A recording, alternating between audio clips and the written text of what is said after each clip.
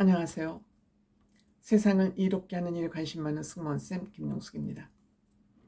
이준석 의원, 또 김재섭 의원, 젊은 정치인이죠. 도봉갑에서 정말 아주 민주당에 비해 열세 지역인 지역에서 당당히 국회의원 배지를 달고 국회에 입성한 김재섭 의원, 젊은 의원입니다. 이 김재섭 의원 서울대 법대 출신입니다.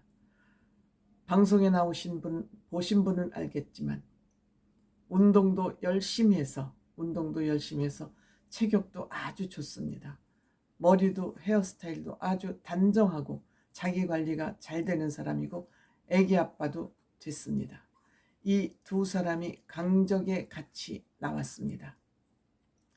이준석 대표 이번 강적에서 본인의 의견을 확실하게 표현하지 않더군요.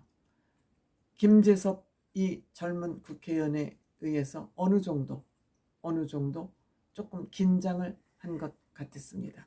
여기에 같이 출연한 CBS 논설실장 김건희 여사의 그 문자를 폭로하면서 많은 화제의 대상이 됐던 CBS 논설실장입니다.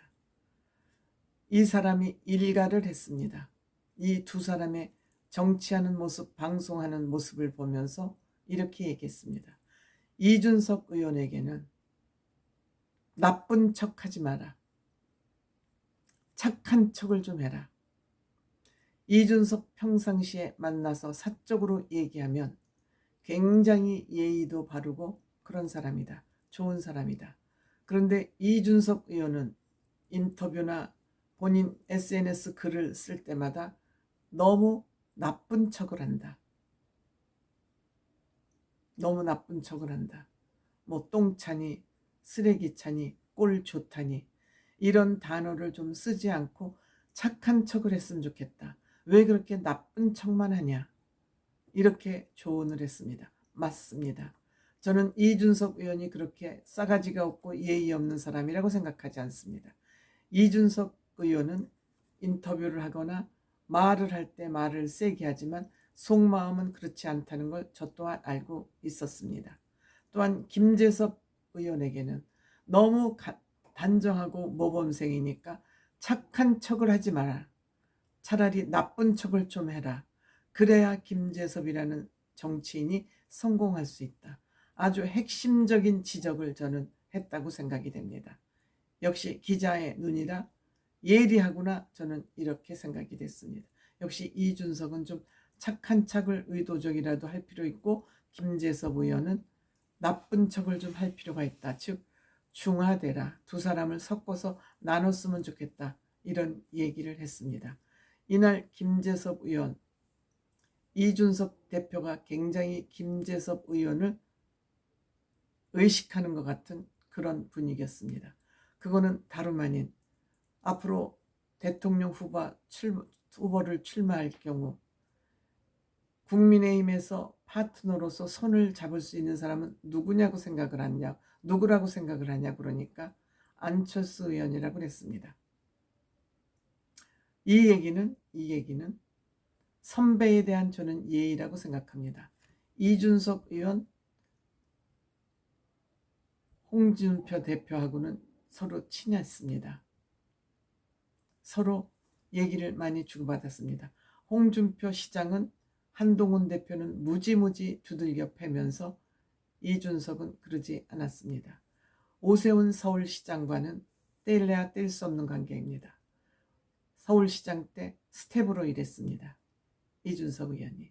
그러니까 이 두 사람을 라이벌 구도로 하기에는 좀 어색했다고 생각이 들었을 것 같습니다. 그래서 왜 안철수 의원이냐 하니까 탄핵으로부터 자유롭고 미래 먹거리 얘기를 하지 않느냐, 과학자인 관점에서 그렇게 얘기를 하자 김재섭 의원이 비웃는 듯한 표정을 했습니다. 또 CBS 논설실장도 저거는 말이 안 돼. 그리고 이준석 의원이 누군가를 칭찬할 때는 다 의도를 가지고 칭찬을 한다. 이렇게 무안을 줬습니다.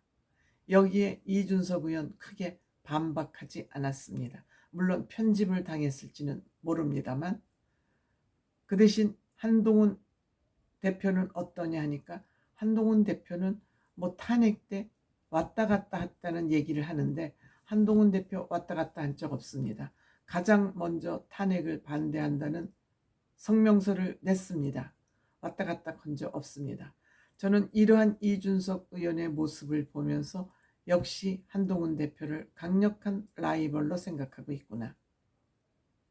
즉 서로 사랑하는 사람끼리 사랑하지 않는 척 왠지 빼죠. 밀당을 하죠. 이준석 의원이 한동훈 대표를 상대로 해서는 지금 밀당을 하고 있구나. 저는 이런 생각이 들었습니다. 그렇다고 나는 한동훈 대표하고 손잡을 거예요. 이렇게 얘기할 수 없잖아요. 본인은 개혁신당이고 쫓겨나서 개혁신당이고 또 한동훈 대표도 쫓겨났지만 어쨌든 한동훈 대표는 국민의힘에 적을 두고 있잖아요. 그런데 적을 두고 있는 그분한테 지금 조금 위치가 위축되었다 해서 당신 위치가 위축되었으니까 나랑 손잡읍시다. 이렇게 하는 것도 역시 한동훈 대표에게는 예의가 아니죠. 그러니까 이준석 지금 의원은 굉장히 어정쩡한 스탠스를 가질 수밖에 없는 거죠. 한편으론 라이벌로 생각이 되기도 하고, 왜냐하면 이 두 사람 다 도덕적이고 실력 있고 만만하지 않은 두 사람입니다. 그렇죠? 근데 지금 한동훈 대표는 지금 위치가 위축되어 있고 이준석 대표는 나가서 지금 잘 되고 있습니다. 잘 되고 있습니다. 이러한 관점에서 애매한 애꿎은 안철수 의원하고 손을 잡겠다 그러니까 이거는 지금 이준석이 그동안 보여왔던 솔직한 태도와는 맞지 않는 것이죠. 그만큼 어정쩡하다는 겁니다. 다만 저는 이준석 의원이 선거 때가 되면 중간에서 모종의 역할을 해서 이준석 의원이 본인이 이번에 대통령 후보가 되지 않더라도 누군가를 대통령을 만드는 역할은 본인이 분명하게 할 것이다. 다만 본인만 하느냐, 한동훈 대표와 같이 손잡고 하느냐, 저는 이준석 의원이 딱 지정하는, 선택하는 그 사람이 이번에 본인이 됐던 아니면 다른 사람이 됐던 이번에 대통령에 당선될 확률이 굉장히 많다. 이재명이 아무리 저렇게 재판을 느리고 별 개 같은 행동을 다 해도 이번에 이재명이 대통령 되는 일은 없다. 지금 국민의힘이 엉망진창 무인지경이라 해서 희망이 없는 것은 아니다. 왜? 이준석이라는 이 의원이 버티고 있기 때문에 본인이 대통령이 되던 대통령 킹메이커가 되던 어쨌든 이준석의 이번 대통령 선거에서 역할은 중요해질 수밖에 없다. 핵심이 될 수밖에 없다. 저는 이렇게 생각됩니다. 이준석이 이 정치판을 읽는 것은 누구도 감히 따라갈 수가 없거든요.